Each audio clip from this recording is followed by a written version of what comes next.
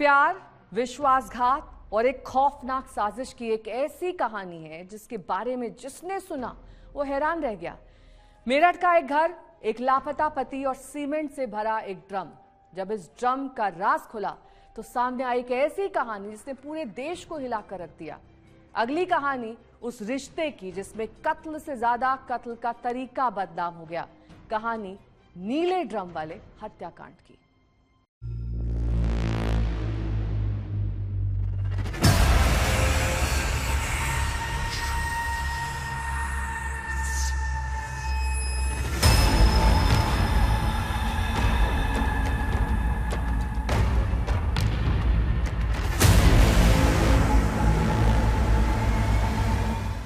यह हिंदुस्तान के सबसे कोल्ड ब्लडेड मर्डर में से एक है।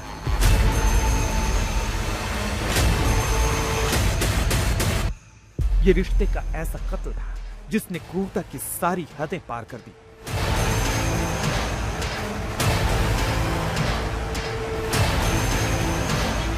ये एक ऐसी खौफनाक हत्या थी जो इससे पहले शायद ही अंजाम दी गई हो।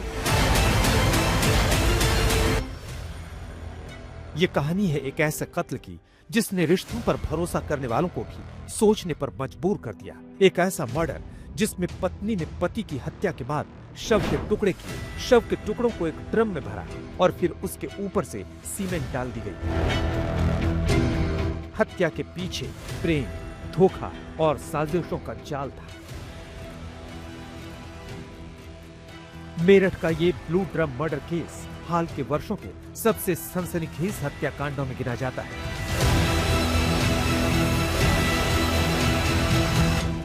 साइकोपैथिक एंटी सोशल कैरेक्टर्स हैं जो कि अपनी भावनाओं की, अपनी सोच की पूर्ति में इतने विलीन होते हैं कि उन्हें उसके अलावा कुछ नजर नहीं आता। और यहाँ पे भी इन दोनों को बिल्कुल कुछ भी नजर नहीं आया, कोई गिल्ट नहीं किसी भी तरह। और बड़ा एक प्री मेडिटेटेड तरीके से दवाएं खरीदी गई, उन एंटी एंग्जाइटी गोलियों को घोल मिला के उसको सौरभ को पिलाया गया, फिर कैसे उस पे वार हुआ, उसको मारा।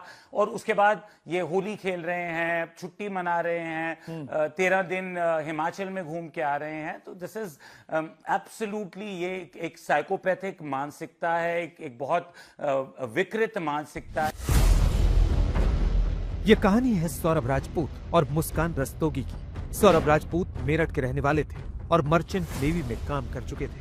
मुस्कान रस्तोगी से उनकी मुलाकात दोस्ती के जरिए हुई और दोनों के बीच नजदीकियां बढ़ी। परिवारों के विरोध के बावजूद दोनों ने प्रेम विवाह किया। शादी के बाद उनकी एक बेटी भी हुई। शुरुआती दिनों में सब कुछ सामान्य दिखता था, लेकिन समय के साथ रिश्तों में दरार बढ़ने लगी। क्या कहना है इस बारे में जो इस तरीके से ये घटना हुई है? गलत कराए जी, वो अपना जीने का हक खो चुकी है। मेरी तरफ से फीलिंग मर गई है, उसके लिए उसे फांसी होनी चाहिए। मेरा बेटा छीना है उसने, मेरा बेटा। बहुत केयर करता था वो, हमें बहुत मानता था। हम जो कैसे कहते थे मानता था वो, लेकिन उसके प्यार में उससे प्यार से ज्यादा नहीं मानता था। सूबी जो कहती थी वही करता था वो, लेकिन हमें रेस्पेक्ट दी। इसलिए उस बच्चे को मिलना चाहिए, जस्टिस मिलना चाहिए। बेटी को फांसी होनी चाहिए, फांसी होनी चाहिए, होनी चाहिए उसे फांसी। ऐसा आने वाले समय किसी के संग भी कुछ भी कर सकता है जी। होनी चाहिए, कुछ होनी चाहिए उस बच्चे के लिए, होनी चाहिए सौरभ के लिए, सौरभ के लिए होनी चाहिए। मेरी तरफ से कुछ चाहिए तो मैं देने को तैयार हूँ जी। उसे फांसी होनी चाहिए, इससे ज्यादा कुछ नहीं होना चाहिए। सौरभ विदेश में नौकरी करते थे। इसी दौरान मुस्कान की नजदीकियां साहिल शुक्ला नाम के एक युवक से बढ़ी। दोनों ने मिलकर सौरभ को रास्ते से हटाने की साजिश रची। मार्च 2025 में सौरभ भारत आए तो मुस्कान ने सौरभ के खाने में नशीला पदार्थ मिलाकर उनको गहरी नींद में सुला दिया और फिर दोनों ने मिलकर सौरभ की चाकुओं से गोद कर हत्या कर दी। हत्या के बाद शव के टुकड़े किए गए और उन्हें एक नीले ड्रम में रखकर सीमेंट से भर दिया गया ताकि सबूत मिटाए जा सके। मामले की परतें तब खुलनी शुरू हुई जब सौरभ के गायब होने को लेकर सवाल उठने लगे। जांच के दौरान पुलिस को कई सुराग मिले। बाद में मुस्कान ने अपने परिवार के सामने अपराध की बात कबूल की, जिसके बाद पुलिस तक जानकारी पहुंची। 2019 से ही जो मुस्कान है और साहिल इनके अवैध संबंध थे, इस बात की जानकारी सौरभ को भी थी।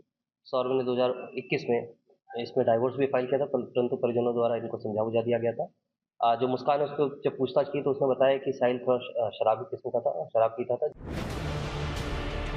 लेकिन सवाल उठता है कि आखिर इतनी नफरत क्यों, वो भी उस शख्स से जो आपकी जिंदगी का हमसफर था। ये क्या सोच होती है जो अपने सबसे करीबी रिश्तों में इस कदर कड़वाहट घोल देती है कि नौबत यहाँ तक आ जाती है।